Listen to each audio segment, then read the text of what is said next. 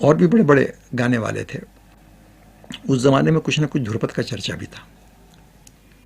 چنانچہ ایک تو آپ جانتے ہیں کہ بہت مشہور خاندان ہے ڈگر خاندان، سمجھ گئے صاحب، جس کے عبد الکریم خان، یہ عبد الرحیم خان صاحب اور ضیاء الدین خان وغیرہ وغیرہ یہ لوگ تھے. بیرم خان صاحب کے خاندان کے یہ لوگ تھے. بڑا ذی علم خاندان تھا. مجھے بیرم خان صاحب کو سننے کا اتفاق نہیں ہوا، مگر نصیر الدین خان صاحب ایک ان میں الاپیے تھے اور دھرپد بھی گاتے تھے، ان کو سننے کا اتفاق ہوا ہے. اور وہ ریڈیو پر بھی، آل انڈیا ریڈیو سے بھی براڈ کاسٹ کر چکے. رحیم الدین خان صاحب کے ساتھ تو میری اکثر صحبت رہی، اس لیے کہ میں ایک زمانے میں دہلی میں اور فیروز نظامی گائک یہ ساتھ رہا کرتے تھے. تو فیروز نظامی کا طریقہ یہ تھا کہ وہ ان لوگوں کو اپنے ہاں ٹھہرا لیا کرتے تھے، اور ٹھہرانے کے بعد ان سے جو چیزیں ہوتی تھیں وہ سنا کرتے تھے. طبع آدمی تھا، ان کو یاد بھی کر لیا کرتے تھے. بائی دی وے میں آپ سے بتا دوں کہ اس وقت میرے خیال سے آپ کے پاکستان میں فیروز نظامی جیسا صاحب علم شاید کوئی دوسرا گویہ نہیں ہے. میں اس کی تعریف کروں گا. بڑا ذی علم آدمی تھا یہ. اور یہ رفیع جو اتنا بہت مشہور آدمی ہے، کیا نام، فلمی دنیا کا وہاں کا، یہ ہمارے ساتھ وہاں رہا کرتا تھا. سامع صاحب فیروز نظامی سے سیکھتا تھا، اس کی خدمت کرتا تھا، یہاں تک کہ بعض اوقات کھانا تک پکاتا تھا. یہ اسی کی شاگردی کا فیض ہے فیروز نظامی کی کہ رفیع آج اس منزل پر ہے. قدرت نے آواز دی تھی اس کو، اگرچہ کہ علم تو اس کے پاس بہت چھچلا سا ہے، بہت معمولی سا ہے، مگر یہ کہ بہرحال وہ شاگرد، گنڈا بند شاگرد ہے فیروز نظامی کا، اس کی میں شہادت پیش کر سکتا ہوں. اس طرف گانے والوں میں امید علی خان صاحب بہت اچھے گاتے تھے، اب بیچارے وہ معذور ہو گئے ہیں. ایک توکل حسین خان صاحب تھے یہاں پر، شروع میں ان کا بڑا نام تھا. اور توکل حسین خان صاحب بھی اپنی طرز کے ایک عجیب و غریب گویے تھے. مطلب یہ کہ جیسا کہ سرگم وہ کرتے تھے توکل حسین خان صاحب، وہ پھر ایسا سرگم نہیں سننے میں، بلکہ دراصل وہ کرتے ہی سرگم تھے. ان کا طریقہ یہ تھا کہ انہوں نے استائی، جہاں تک میں نے سنا ہے کہ انہوں نے استائی ہی شروع کی، اور اس کے بعد وہ بجائے تان کے وہ سرگمے میں ہی زیادہ وقت سرگموں میں لگاتے تھے. بہت اچھے گانے والے تھے. بعد میں ان کو فالج گر گیا تھا اور ان کا انتقال ہو گیا تھا. ان کے ایک بھائی تھے عاشق حسین، انہوں نے بھی اچھا سیکھا تھا، لیکن یہ کہ بعد میں وہ لائٹ میوزک گانے لگے تھے، غزلیں وزلیں، اور اپنا اسی کے ذریعے سے وہ اپنا سانگس پبلسٹی آرگنائزیشن ایک زمانے میں پچھلی بار میں نکلا تھا، اس میں ملازم ہو گئے تھے، اور وہ اس میں وہ دھنیں وغیرہ بنایا کرتے تھے. معلوم نہیں اب حیات ہیں، بہت عرصے سے میری ان سے ملاقات نہیں ہوئی. یہاں پر استاد بڑے غلام علی خان صاحب اپنے وقت کے بہت بڑے فنکار گزر تھے، اور ان کا اس زمانے میں بہت بڑا نام تھا، اس کی وجہ سے کہ قدرت نے ان کی طبیعت میں ایک تو بڑا ستھراپن قدرت کی طرف سے ان کو ملا تھا. دوسری بات یہ تھی کہ آواز ان میں جاذبیت جو تھی ان کی، وہ شاید و باید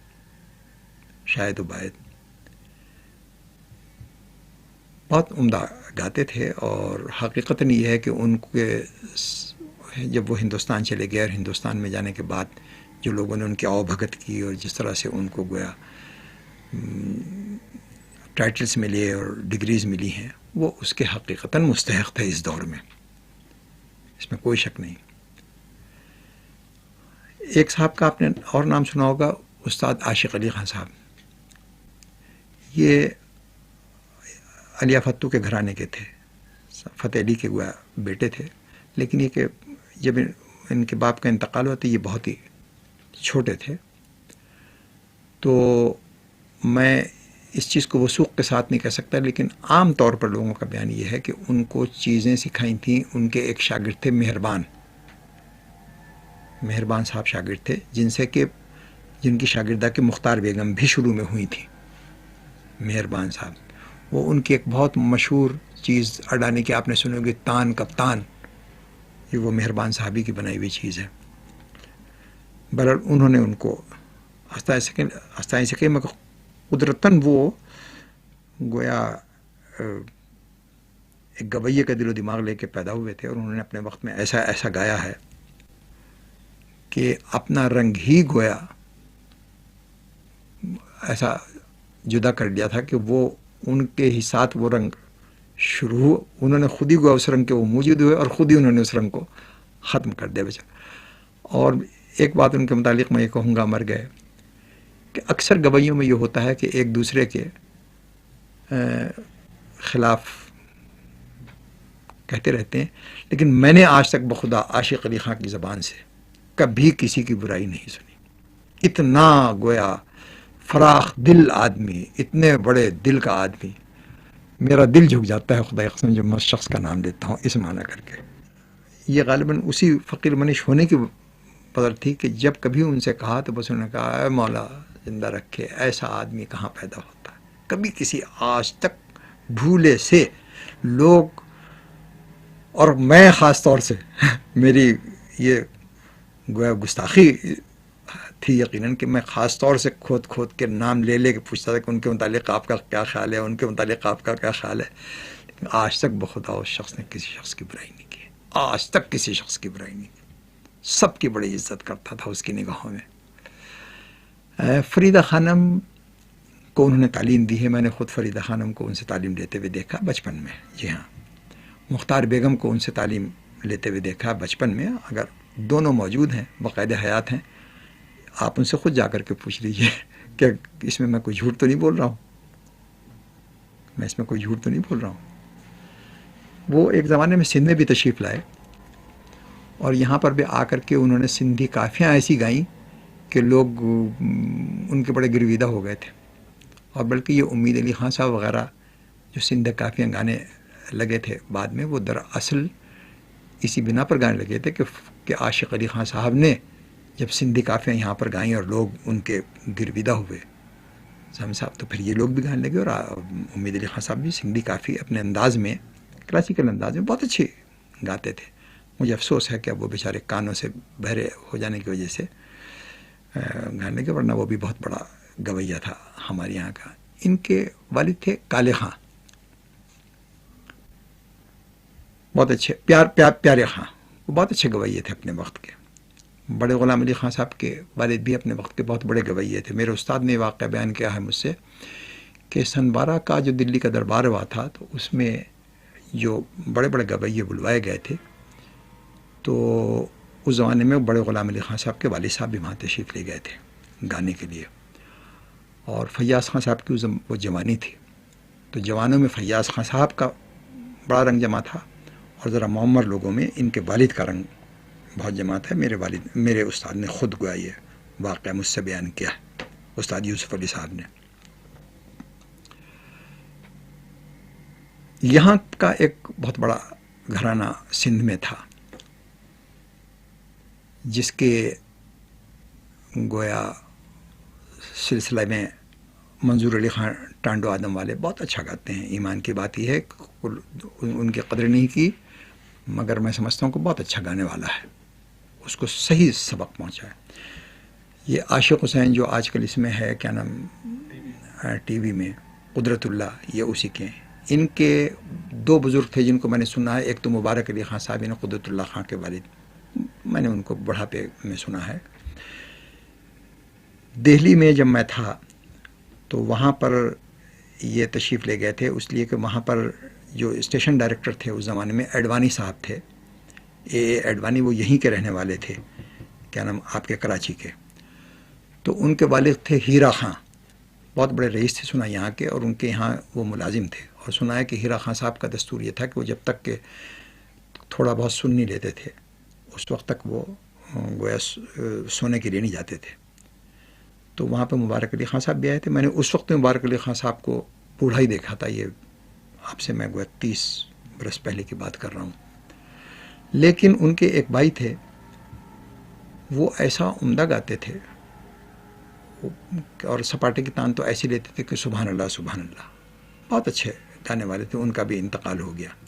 بہرحال یہ گامن خان صاحب ان کے ایک بزرگ تھے، اور ان کا سلسلہ جو ہے وہ دراصل ان کا سلسلہ ہے حدو حسو خان صاحب کے یہاں سے، کیونکہ گامن خان صاحب نے یہ علم حدو حسو خان صاحب کے یہاں سے حاصل کیا تھا. حدو حسو خان گوالیار کے دو بہت بڑے نامور گویے گزرے ہیں.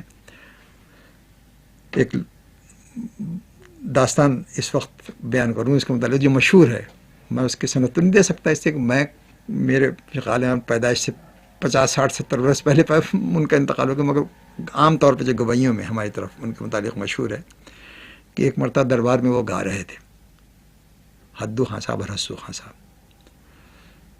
تو حدو خان صاحب بڑے بھائی تھے، انہوں نے ایک تان لی، اور وہ تان جس جگہ پہ ختم کر رہے تھے وہاں سم نہیں آتا تھا اتفاق سے، یعنی وہ بیتالے گر رہے تھے.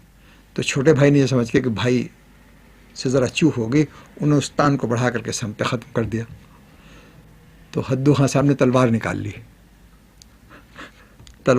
لی، کہنے لگے کہ سم اگر ایک دفعہ نہ آتا تو کیا میری استادی میں فرق پڑ جاتا؟ مگر یہ تان کا تقاضا یہ تھا کہ یہیں پر ختم ہو، اب یہ تان نہیں آ سکتی بن کے، تو نے قیامت کر دی، اب میں تیرے ساتھ کبھی نہیں گاؤں گا. خیر لوگوں نے بیچ بچاؤ کروایا. اس سے ایک سبق بھی حاصل ہوتا ہے کہ ہمارے گویے جو ضرورت سے زیادہ تال پر زور دیتے ہیں، دراصل ایک سبق اس سے لینا چاہیے. تو دراصل وہ تال پہ زیادہ زور دینے کی وجہ سے بعض اوقات میوزک کے جو فائنر پوائنٹس ہیں ان کو سیکریفائز کر دیتے ہیں. یہ بڑی زیادتی کی بات ہے، اور یہ اس لحاظ سے میرے نزدیک ہماری موسیقی کو ذرا مہذب کرنے کی ضرورت ہے، اس کی ذرا تہذیب کی ضرورت ہے. یہ میرا اپنا خیال ہے. پرانوں میں کلو حفیظ کا نام سنا ہے کہ بہت اچھے جوڑ میں گانے والے، جیسے کہ اب نزاکت علی سلامت علی اور امان علی فتح علی ہیں، جوڑ کے ساتھ گاتے ہیں. اب تو دستوری کا جوڑی، اس زمانے میں یہ 2 جوڑیاں مشہور تھیں، کہ حدو حسو خان کی اور کلو حفیظ کی. کلو حفیظ خان کو بھی میں نے نہیں سنا، ان کا ذکر میں نے بندو خان صاحب سے سنا ہے، کیونکہ بندو خان صاحب نے ان کو سنا ہے. یہ ہمارے ملک میں کی بڑی بدقسمتی یہ ہے کہ یہاں پر طنط کا رواج نہیں ہے، بہت کم ہے. دراصل اگر آپ غور کریں لطف اللہ صاحب، تو جتنی مہذب قومیں ہیں ان میں انسٹرومنٹل میوزک پر زیادہ زور ہوتا ہے بنسبت ووکل میوزک کے. دراصل یہ انسٹرومنٹل میوزک جو ہوتا ہے یہ ایک قسم کا بیرومیٹر ہے جو قوم کی گویا تہذیبی تدریجی ترقی کو ظاہر کرتا ہے، لیکن ہمارے ہاں اس کے اوپر زور نہیں ہے. لیکن ہمارے زمانے میں بڑے بڑے گویا ستار نواز اور سرود نواز گزرے ہیں، اور ان کا وہی مقام تھا کہ جو بڑے بڑے گویوں تھا. مثلا حافظ علی خان صاحب، آپ کے یہ ابھی حال ہی میں ان کا انتقال ہوا ہے، یہ علاؤالدین خان صاحب کا، سمجھ گئے صاحب. برکت اللہ خان صاحب ایک بہت بڑے ستاریے ہوئے تھے. ایک چھنو خان صاحب ایک سرودیے بہت بڑے گزرے تھے، سمجھ گئے صاحب. عبد الغنی خان صاحب تھے، بہت اچھے ستاریے تھے. میں نے ان کو بڑھاپے میں سنا ہے جس وقت ان کے ہاتھ میں راشا آ گیا تھا، لیکن بہرحال بہت بڑے اپنے وقت کے وہ فنکار گزرے عبد الغنی خان صاحب.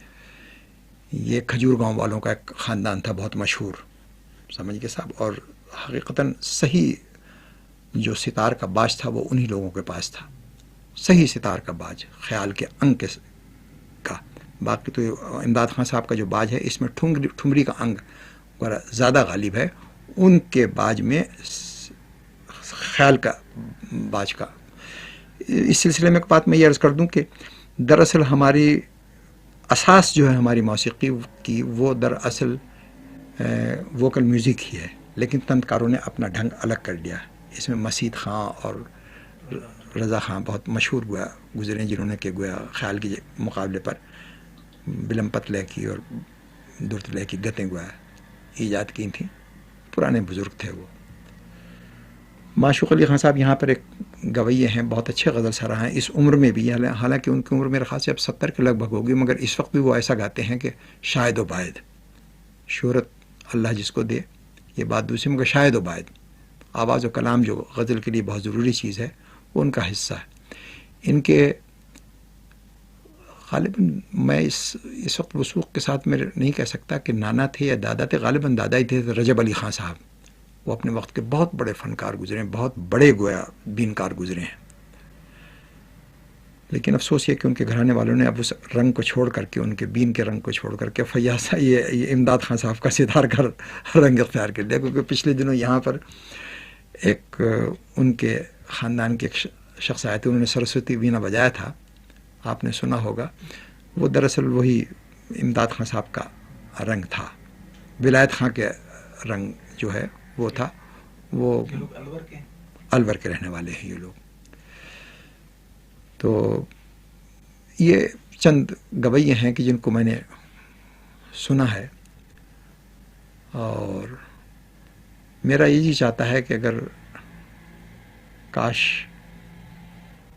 پہلے میرا یہ خیال تھا کہ میں ریٹائر ہونے کے بعد اگر اللہ نے مجھ کو موقع دیا تو میں کوشش کروں گا کہ کچھ تحقیق کر کے ان لوگوں کے اوپر بھی کچھ مواد اکٹھا کر جاؤں، ان کی حیات کے متعلق، ان کی زندگی کے متعلق، ان کے جو واقعات ہیں، ان کی جو آپس کی چشمکیں ہیں جیسے کہ وہ ہوتی ہیں، وہ بذات خود ایسی دلچسپ داستانیں ہیں کہ اگر ان کو ضبط تحریر میں لایا جائے تو آدمی پڑھے اور اس سے لطف اٹھائے اور وہ ایک اضافہ ہو ہمارے ادب میں.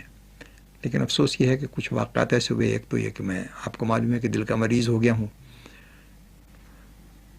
اور میری زندگی کا اب کیا اعتبار.